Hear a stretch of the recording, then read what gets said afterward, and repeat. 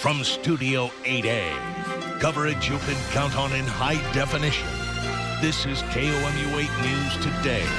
A man falls off a cliff in Osage Beach. We have the latest on his condition. An overnight fire in Ashland is still under investigation this morning. And federal inspectors make an important visit to the Callaway County nuclear plant.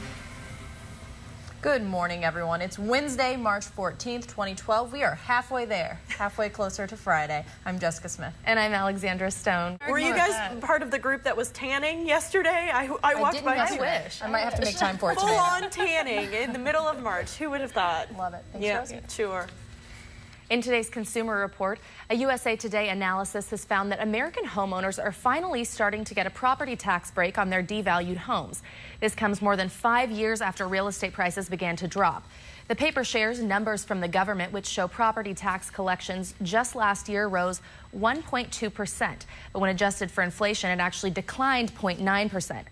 If you or someone you know owns a 2012 Buick Regal sedan, you might want to check out the parking lights. General Motors is recalling nearly 3,700 Buicks because the parking lights fail to activate when the headlight switch is turned on. Jefferson City is looking into updating its Americans with Disabilities Act regulations. The city will ask for resident input today from 10 to 11 a.m. at a hearing in the Boone Bancroft Conference Room of the John Christie Municipal Building. MU kicks off its inaugural lecture series moderated by former Senator Kit Bond with a list of international guests. The Indonesian ambassador to the United States, as well as officials from the Philippine and Vietnamese embassies, will join the discussion about food security on the MU campus today at 4 p.m. at the Bond Life Sciences Center. The panelists will discuss problems and solutions to providing nutritious food throughout the world. Southwestern Missouri authorities say one person has died in the crash of a small plane during an attempted landing on Table Rock Lake, and the crash happened Tuesday afternoon just east of the Kimberling City Bridge. The name of the man who died has not been released. Officials say the plane was fitted with pontoons and that the pilot was trying to land on the water when the plane flipped end over end. Authorities charged 3 people with killing an elderly Southeast Missouri couple whose bodies were found in their burned-out home in June 2010. David Youngblood, his daughter Chantal Youngblood, and Keith Boyles all face charges of first-degree murder and armed criminal action.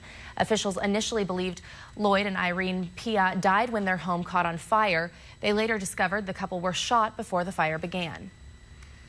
Republican state House leaders want to discuss workplace discrimination legislation with Governor Jay Nixon. The legislature sent the governor a bill changing some rules for lawsuits based on claims of workplace bias.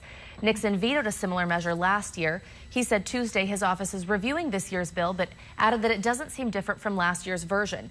House Speaker Stephen Tilley says Republicans want to discuss changes that could be made to the legislation to prompt Nixon to sign it into law before the session ends in mid-May.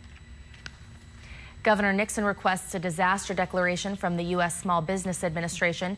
The move would allow for financial assistance to Missouri residents and businesses affected by the tornadoes in late February.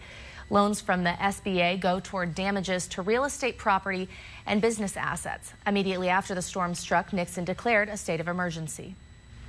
In politics this morning, a surprise win in 2 of yesterday's primary. Before Alabama and Mississippi even voted, not a single major poll had Rick Santorum in the lead. Last night, he won both states. Mitt Romney won Hawaii's primary early this morning. NBC's Tracy Potts tells us what Santorum's southern upsets mean for Newt Gingrich and Mitt Romney. The Columbia City Council and school board candidates fielded questions from residents on Tuesday. The League of Women's Voters hosted an election forum at the Columbia Public Library. Well, spring fever is in full bloom in Columbia and across much of the country, but others remain stuck in the dead of winter. Along the Tidal Basin in Washington, the famed cherry blossoms are already starting to pop weeks in advance. Forecasters say it could be the earliest peak on record. But in Northern California, the Sierra Mountains are getting hammered with heavy snow and wind that's making travel difficult.